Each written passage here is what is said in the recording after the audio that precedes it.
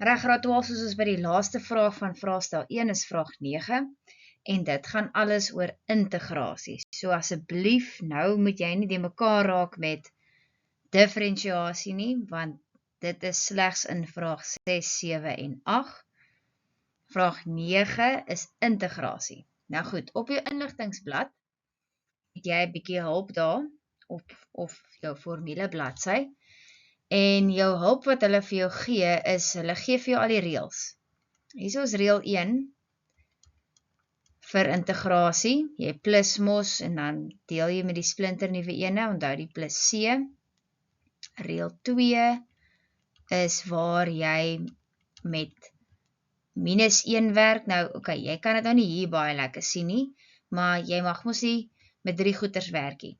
Nou, ja, ek het dit by differentiasie geskryf.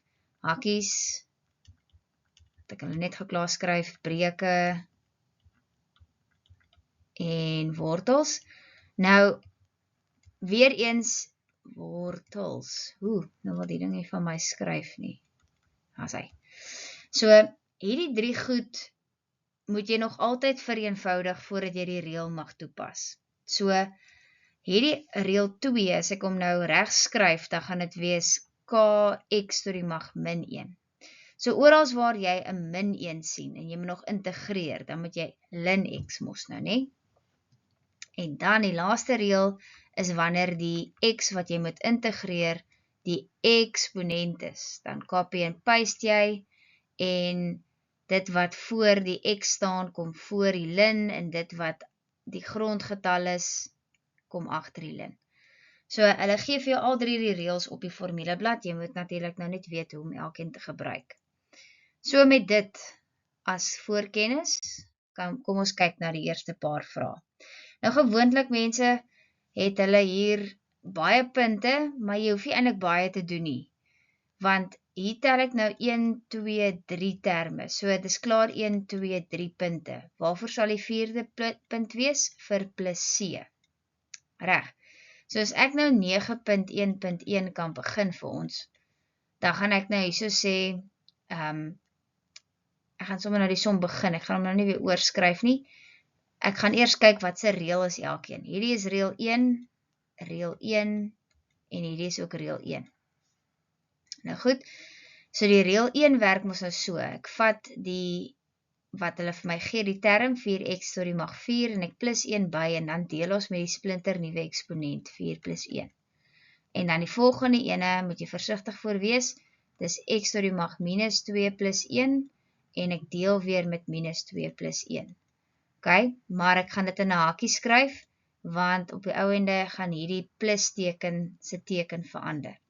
Dan die volgende ene is minus, nee, plus, jammer, daar staan 'n plus 5, so dit gaan wees 5x tot die mag 0 plus 1 en 0 plus 1, want jy sal onthou met integrasie moet ek altyd 'n x hê om mee te kan integreer, en dan plus c, en dan verdien jy eintlik al klaar al 4 jou punte, maar kom ons vereenvoudig gou, so hierdie raak net 4x tot die mag 5 gedeeld deur 5, en hierdie raak minus x tot die mag min 1 op 1, of jy kan ook net geskryf het x tot die mag minus 1, en dan hierdie ouetjie raak 5x plus c, vir 'n finale antwoord.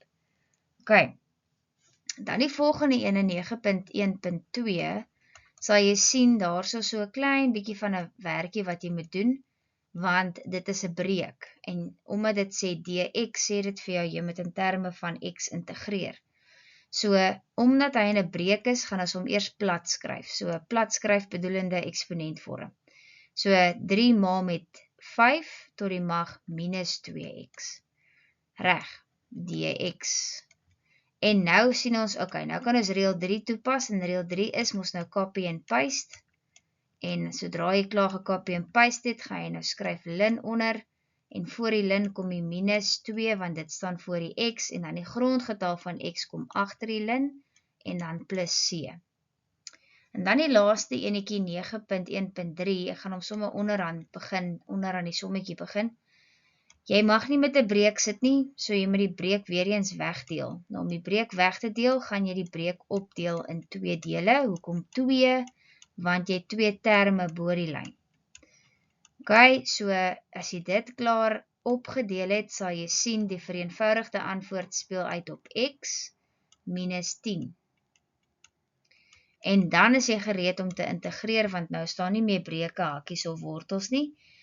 En elkeen van hierdie terme is reël 1. So dit is x to die mag 1 plus 1, gedeel deur 1 plus 1, want daar staan mos 'n spookie 1 altyd, nê? So dis hoekom ek 1 plus 1 het. En dan die 10 korte x to die mag 0, ekskuus, hy moet net so 'n bietjie hoër geskryf word. So ek het 10 to die mag x,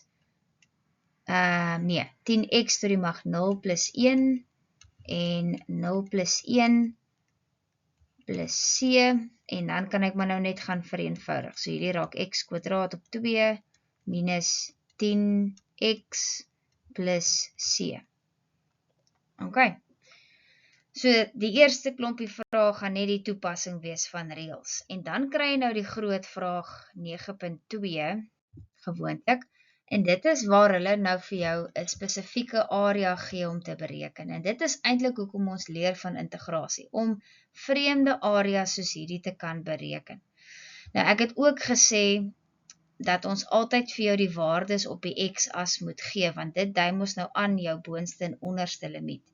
Maar in hierdie geval het ek dit mos nou nie vir jou gegee nie, nê? So ons moet natuurlik nou 'n bietjie moeite doen en hierdie waardes gaan bepaal. So ek gaan gou eers begin deur hierdie waardes te bereken. Nou hulle gee vir jou 'n reguit lyn, en die reguit lyn se vergelyking gaan vir my help om daardie x-waarde te bereken. So die y is klaar 4. So ek gaan sommer nou net sê 4 is gelyk aan x plus 3. En dan gaan ek die plus 3 net oorvat, net my x 'n bietjie beter laat lyk. Sjoe, dit lyk ook nie regtig beter nie. Daai ook glad nie. Ons draai weer. So, ek gaan die 3 oorvat, so dan is dit 4 minus 3 is gelyk aan x, so dit wil sê x is gelyk aan 3. So nou het ek daai waarde, so dit beteken ek het daai waarde. En dan, omdat hierdie c nie op die reguit lyn lê nie, maar wel die funksie hier, gaan ek hom gebruik. Ek vra net om verskoning, ek sien dit nou eers, dat hierdie f moes eintlik gesê het g, en hierdie g moes eintlik gesê het f, dat jy weet, ok, die g is die reguit lyn, en die f is die hiperbool. Goed, so nou kan ons nou verder gaan moeite doen om vir c te bereken, en vir c gaan ons kry deur slegs na die hiperbool se vergelyking te kyk. Nou, onthou op die x-as, as ons nou gou kyk daarna, is die y-waarde 0, en die x is mos nou wat ons gaan bereken. So ek gaan nou sê 0 is gelyk aan, ek gaan nou daai grafiek se vergelyking gebruik, 5 op x, en minus 1, en dan gaan ek die 1 oorvat, dan raak hy positief, ek gaan die x oordra deur die deel se inverse te doen, so dan kry ek 1 maal x, wat gelyk is aan 5, so dit wil sê x is gelyk aan 5, en ek is baie happy daarmee, want nou het ek daai punt ook. So met daardie moeite, kan ons nou uiteindelik by die vraag kom, waar hulle vir jou sê, bereken die geskakeerde oppervlakte begrens deur die kurwe f, en die x-as tussen b en c. So, nou het ons die twee waardes, so as hulle dit nie vir jou gee nie, dan moet jy dit bereken soos wat ons nou hier gedoen het, deur doodgewone eienskappe te gebruik van funksies en grafieke, maar meestal van die tyd gee hulle vir jou die waardes, want jy het dit nodig om die area te bereken. So as ek nou die area gaan doen, dan gaan ek so begin vir ons. Die area was bo die x-as gemerk, wat ons moet uitwerk. So dit gaan 'n positiewe integraal wees, met my boonste limiet as 5, en my onderste limiet as 3. En as jy mooi opgelet het, was die area gemerk tussen die x-as en die hiperbool. En die hiperbool se vergelyking was mos 5 op x minus 1. Nou jy sal onthou dat ons kan nie integrasie doen as ons met 'n breek sit nie. So ons moet net gou eers daai breek gaan regskryf. So ek gaan nou weer so maak vir jou, die integraalteken, 5 en 3, en hierdie raak 5x tot die mag minus 1 dx, en nou mag ek begin integreer. En as ek begin integreer, dan maak ek nou my blokhakkies met my boonste en onderste limiet hier in die buitekant, en dan het ek hier so 5 ln x, want jy gaan mos nou begin integreer. So hierdie is reël 1, reël 2, ekskuus, ek kyk nou in die 1 vas. Dit is reël 2, so dit is kom met ln x is, en daar was 'n 5, so ek skryf hier 5 vooraan, en hierso het ek minus 1, wat doodgewoon minus x gaan word. Want jy sal onthou, as dit net 'n getal is, gaan ek x tot die mag 0 bysit, en dan gaan ek hom met reël 1 integreer, kom ek skryf dit hierso, reël 2, het ek net hierso dit geskryf kry, reël 2, so reël 1 is mos nou waar jy 1 by plus, so 0 plus 1 gee vir jou 1, so dis hoekom dit net x raak, en deel deur 1, dit bly x. So nou is hy geïntegreer, en as hy klaar geïntegreer is, dan begin die stappe nou van eintlik uitwerk wat die area is. So jy sal nou sien, ek doen nou dit, want jy is veronderstel om die verskil te bereken tussen die boonste en die onderste limiet.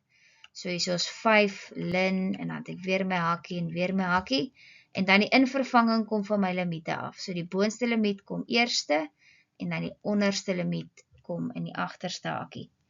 En dan as jy daarmee klaar is, dan vat jy jou sakrekenaar, jy tik die sommetjie van 'n kant af in die hele ding.